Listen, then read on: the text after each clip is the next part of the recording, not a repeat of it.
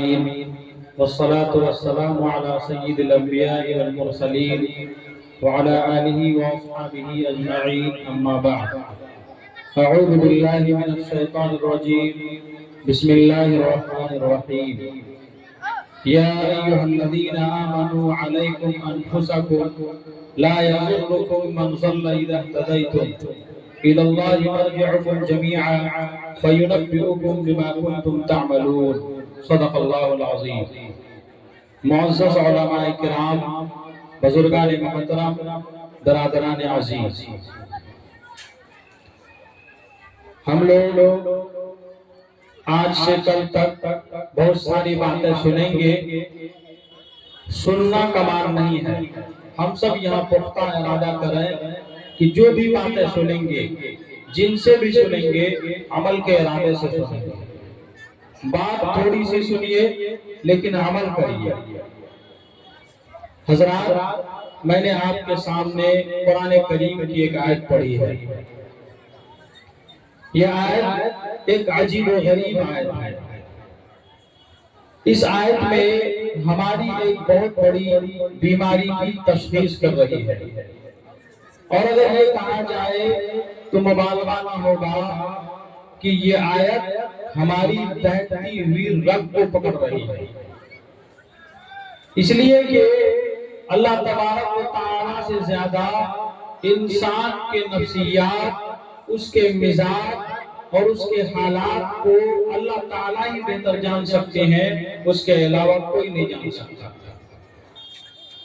اور اس آیت کریمہ میں ہمارے ایک بہت بڑے سوال کا جواب بھی دیا گیا ہے. پہلے میں وہ سوال عرض کر دیتا ہوں تاکہ آیت کا مفہوم اچھی طرح ہماری سمجھ میں آ سکے. عام طور پر اکثر و بیشتر لوگوں کے ذہنوں میں یہ سوال پیدا ہوتا ہے کہ آج ہم دنیا میں دیکھ رہے ہیں کہ اصلاح حال، اصلاح معاشرہ کی نہ جانے کتنی کوششیں مختلف جہتوں اور مختلف گوشوں سے ہو رہی ہے. ہمارے جلسہ کا بھی موضوع عنوان اصلاح معاشرہ ہے. تو آج ہم دنیا میں دیکھ رہے ہیں کہ اصلاح معاشرہ کے سلسلے میں بہت سارے جلسے ہوتے ہیں، بہت سارے پروگرام ہوتے ہیں، بہت سارے افراد اس میں مشغول ہیں، بہت ساری انجمنیں ہوتی ہیں، سماجی لوگ بھی اس پر کوشش کرتے ہیں. لیکن اس کے باوجود یہ ساری کوششیں ایک طرف، یہ سارے جلسے ایک طرف، سارے اجتماعات ایک طرف، ساری کوششیں ایک طرف، اگر ہم اپنے معاشرے اور سماج میں زمینی سطح پر جا کر کے غور کریں گے تو ہمیں یہ نظر آتا ہے کہ برائی کا سیلاب دن بدن بڑھتا ہی جا رہا ہے. تو یہ ساری کوششیں ہو رہی ہیں، تقریریں بھی ہو رہی ہیں، لوگ اجتماعات میں جا رہے ہیں، ساری باتیں ہو رہی ہیں، لیکن اس کا کوئی نمایاں اثر نظر ہمارے سماج میں نہیں آتا. ایک آدھ مثال ہے اپنی جگہ ہے، لیکن اگر ہم بحیثیت مجموعی اگر ہم غور کریں گے تو اس کا کوئی فائدہ نظر ہمارے سماج اور معاشرے میں نہیں آتا. تو آخر اس کا وجہ کیا ہے؟ ہم لوگوں کے ذہن میں یہ سوال بارہا پیدا ہوتا ہے کہ جلسے بہت ہو رہے ہیں لیکن اس کا فائدہ نظر کیوں نہیں آ رہا ہے؟ تو اللہ تبارک و تعالیٰ نے اس آیت کریمہ میں ہمارے اس سوال کا جواب دیا. اس آیت میں اللہ پاک نے فرمایا یا ایھا الذین آمنوا علیکم انفسکم، کہ اے ایمان والو اپنے آپ کو لازم پکڑو.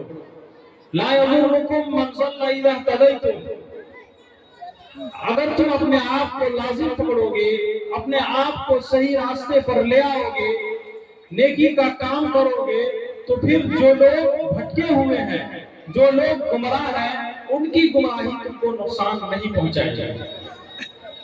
اِلَى اللَّهِ مَرْجِعُكُمْ جَمِيعًا، اس لیے کہ تم سب اللہ تبارک و تعالیٰ کے پاس جمع ہو جاؤ گے. فَيُنَبِّئُكُم بِمَا كُنتُمْ تَعْمَلُونَ، اور تم کو وہاں بتا دیا جائے گا کہ تم دنیا میں کیا کیا کر رہے تھے. تو اس آیت کریمہ میں ہمارے اس سوال کا جواب دیا اور ہماری ایک بہت بڑی اور بنیادی بیماری کی تشخیص کر دی۔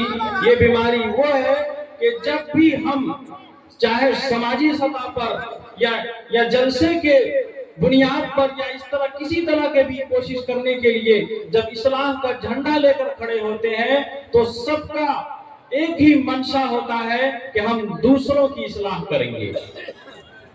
جب کوئی بات کرنے کے لیے تقریر کرنے کے لیے کھڑا ہوتا ہے تو ان کے ذہن اور دماغ میں یہی ہوتا ہے کہ جو سامعین بیٹھے ہوئے ہیں، جو دوسرے لوگ ہیں، وہ بگڑے ہوئے ہیں، ہم ان کو سدھاریں گے۔ یہ بہت بڑی بیماری ہوتی ہے کہ انسان اپنے گریبان میں منہ ڈال کر کے نہیں دیکھتا ہے کہ خود میرے اندر کون سی خرابی ہے، وہ دوسروں کی برائی کو دیکھنے لگتا ہے۔ اس کی سب سے بڑی وجہ ہے اور اس کا سب سے بڑا نقصان یہ ہوتا ہے کہ انسان باتیں بہت ساری کرتا ہے، لوگ سنتے بھی ہیں لیکن ایک کان سے سنتے ہیں دوسرے کان سے نکال دیتے ہیں، عمل کی نوبت نہیں آتی ہے۔ ہماری بات دوسروں کے دل پر اثر انداز نہیں ہوتی ہے۔ اس کی سب سے بڑی وجہ یہی ہے کہ ہم خود اس پر عمل نہیں کرتے ہیں اور دوسروں کو وہ باتوں کی تلقین کرتے ہیں۔ تو اس آیت کریمہ میں اللہ پاک نے یہ صاف صاف فرما دیا کہ تم پہلے اپنی فکر کرو، تم صحیح راستے پر آ جاؤ۔ جب تم صحیح راستے پر آ جاؤ گے تو پھر دوسروں کی گمراہی تم کو نقصان نہیں پہنچائے گی۔ معاشرہ کس کو کہتے ہیں؟ ایک شخص کو الگ کر دیجئے تو معاشرہ نہیں بنتا۔ تمام افراد کے مجموعے کو معاشرہ اور سماج کہا جاتا ہے۔ جب ہم پورے سماج اور معاشرے میں ایک آدمی اپنے گریبان میں منہ ڈال کر دیکھنے لگے کہ میرے اندر کون سی خرابی ہے، میں کس گناہ کے اندر مبتلا ہوں، میں پیسے کہاں سے کما رہا ہوں اور کہاں خرچ کر رہا ہوں، پڑوسیوں کا کیا حقوق ہے میرے اوپر، میں اس کو ادا کر رہا ہوں کہ نہیں کر رہا ہوں، 5 وقت نماز پڑھ رہا ہوں کہ نہیں پڑھ رہا ہوں۔ ہر انسان اپنے گریبان میں منہ ڈال کر دیکھ لے اور غور و فکر کر لے اور اصلاح کرنے کی اپنی پوری کوشش کرے تو پھر دوسروں کو تقریر کرنے کی کوئی ضرورت ہی نہیں پڑے گی۔ جب ہر انسان سدھر جائے گا تو تمام انسان کے مجموعے کو ایک معاشرہ کہا جاتا ہے۔ جب ہر ایک فرد سدھر جائے گا تو پورا معاشرہ ہی ہمارا سدھر جائے گا۔ دیکھیے، اگر کسی انسان کے پیٹ میں درد ہو تو وہ دوسروں کو یہ دیکھنے نہیں جاتا کہ کس کو نزلہ ہو رہا ہے، کس کو کھانسی ہے۔ اس کی مثال سمجھیے کہ خدا نہ کرے آپ میں سے کسی کے پیٹ میں درد ہو یا کسی مرض میں مبتلا ہو جائے تو آپ اپنے پیٹ کے درد سے پریشان ہوں گے اور دوائی کے لیے جائیں گے، یہ دیکھنے نہیں جائیں گے دوسرے کو کھانسی ہے یا نزلہ ہے، دوسرے کو بخار ہے یا دوسرے کو پریشانی ہے۔ پہلے اپنے پیٹ کے درد کے علاج کے لیے آپ پریشان ہو جائیں گے۔ بلکہ اگر آپ کو تو ہلکی سی پیٹ میں درد ہے لیکن سامنے والے کو زیادہ آپ سے تکلیف ہے، لیکن آپ یہ سمجھیں گے کہ مجھے ہی زیادہ تکلیف ہے۔ حضرت مفتی تقی عثمانی صاحب قدس اللہ علیہ وہ فرماتے ہیں کہ میرے ایک عزیز خاتون تھی، وہ فرماتے ہیں کہ میں ان کو لے کر کے کسی اسپتال میں گیا۔ جب وہاں میں ان کو لے کر کے پہنچا تو وہ خاتون کو بس تھوڑی سی تکلیف تھی۔ جب وہاں میں نے پہنچا تو دیکھا کہ ایک اور عورت، دوسری عورت جو ایک وہیل چیئر پر رواں کرسی پر بیٹھی ہوئی، جس کے پیر بھی ٹوٹے ہوئے ہیں، ہاتھ بھی ٹوٹے ہوئے ہیں، کچھ سلامت نہیں ہے۔ تو جو وہ فرماتے ہیں کہ میرے ساتھ جو خاتون تھی وہ اس عورت کو دیکھ کر کہنے لگی کہ اس کو کوئی پریشانی نہیں ہے، اس کے تو پیر ہی ٹوٹے ہوئے ہیں، ہاتھ ہی ٹوٹے ہوئے ہیں، لیکن پیٹ میں تو درد نہیں ہے۔ تو اس سے یہ سمجھ میں آیا کہ اگر انسان اپنے برائی پر جھانک لے تو پھر اگر اپنے برائی پر غور کر لے تو وہ دوسرے کو دیکھنے کبھی نہیں جائے گا۔ حضرات صحابہ کرام رضوان اللہ تعالی علیہم اجمعین کے حالات کو ہم پڑھیں گے، اس پر غور کریں گے تو ہمیں یہ نظر آئے گا کہ اس کو اپنی بہت فکر رہتی تھی۔ چنانچہ ایک صحابی ہے حضرت حنظلہ رضی اللہ تعالیٰ عنہ، وہ آپ صلی اللہ علیہ وسلم کی مجلس میں آتے تھے، بیٹھتے تھے، اور ظاہر سی بات ہے کہ آپ صلی اللہ علیہ وسلم کی مجلس میں بیٹھے اور حضور پاک صلی اللہ علیہ وسلم کی باتوں کو سنے تو سن کر دل پر کیا اثر انداز ہوتا ہوگا ہم خود محسوس کر سکتے ہیں۔ تو وہ حضرت حنظلہ رضی اللہ تعالیٰ عنہ ایک مرتبہ دوڑے آئے، بالکل دیوانہ سی حالت، اور کہنے لگے کہ نافق حنظلہ، نافق حنظلہ، کہ اللہ کے رسول حنظلہ تو منافق ہو گیا۔ تو حضور صلی اللہ علیہ وسلم نے فرمایا کہ حنظلہ تم کیسے منافق ہو گئے؟ تو وہ کہنے لگے کہ حضور جب میں آپ کی مجلس میں بیٹھتا ہوں، آپ کی باتوں کو سنتا ہوں تو ایک الگ سی کیفیت پیدا ہوتی ہے اور اللہ سے بالکل تعلق جڑ جاتا ہے، لیکن جب میں آپ کی مجلس سے ہٹ جاتا ہوں تو پھر وہ کیفیت نہیں رہتی ہے۔ وہ کہنے لگے کہ یہ تو منافق کی علامت ہے کہ کسی وقت دل میں یہ ہو، کسی وقت دوسری بات ہو۔ تو حضور صلی اللہ علیہ وسلم فرمانے لگے کہ حنظلہ یہ گھڑی گھڑی کی بات ہے، ہر وقت ایسی کیفیت نہیں رہتی ہے۔ تو یہاں بتانا مقصود یہ ہے کہ وہ صحابی ہیں، اور صحابی کا کتنا بڑا مقام ہے، رضی اللہ عنہ کا لقب اس کو ملا ہوا ہے، لیکن وہ اپنے بارے میں تھوڑی سی اب اس کی توجہ ہٹی تو کہہ رہے ہیں کہ میں منافق ہو گیا۔ اتنی اپنی فکر، صحابہ کا کتنا بڑا مقام ہوتا ہے۔ ایک مثال سے آپ سمجھیے کہ ایک مرتبہ ایک شخص حضرت عبداللہ بن مبارک رحمۃ اللہ علیہ سے آ کر کے پوچھا کہ حضرت بتائیں کہ حضرت امیر معاویہ رضی اللہ تعالیٰ عنہ افضل ہے یا حضرت عمر بن عبدالعزیز افضل ہے؟ دیکھیے حضرت معاویہ رضی اللہ تعالیٰ عنہ یہ ایک صحابی ہیں، اور عمر بن عبدالعزیز رحمۃ اللہ علیہ یہ تابعی میں سے ہے۔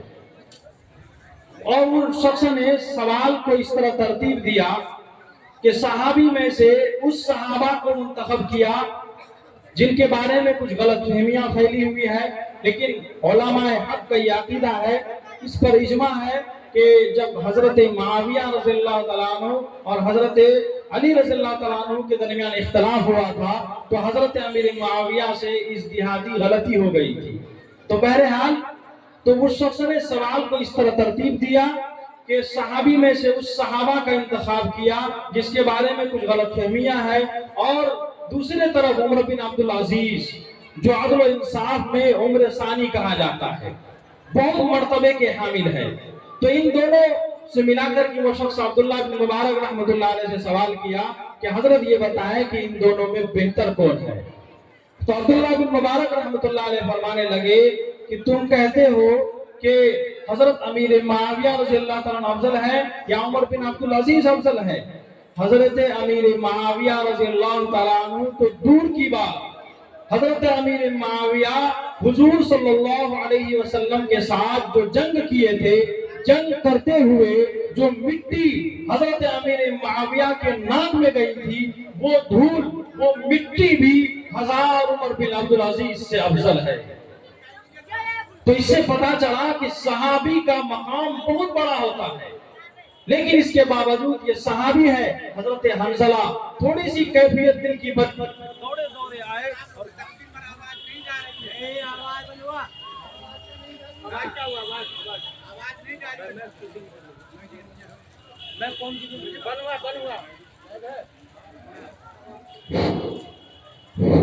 تو تھوڑی میں یہ بتا رہا تھا کہ حضرت حنظلہ رضی اللہ تعالیٰ عنہ دل کی تھوڑی سی کیفیت بدلی تو یہ سمجھنے لگے کہ شاید میں منافق ہو گیا۔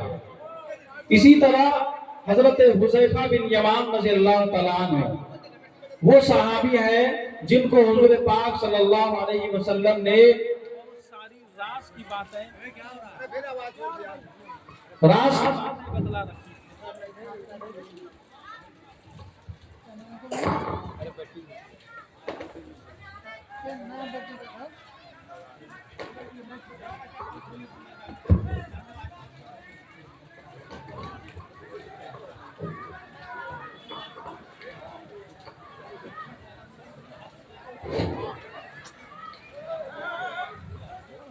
حضرات جانے کی فضا نہ بنائیں، آزان ہوگی انشاءاللہ، اس کے بعد نماز ہوگی، تھوڑی دیر سن لیں۔ تو میں یہ کہہ رہا تھا کہ حضرت حذیفہ بن یمان رضی اللہ تعالیٰ عنہ ایک صحابی ہے، اور یہ حضور صلی اللہ علیہ وسلم کے رازدار بھی کہلاتے ہیں۔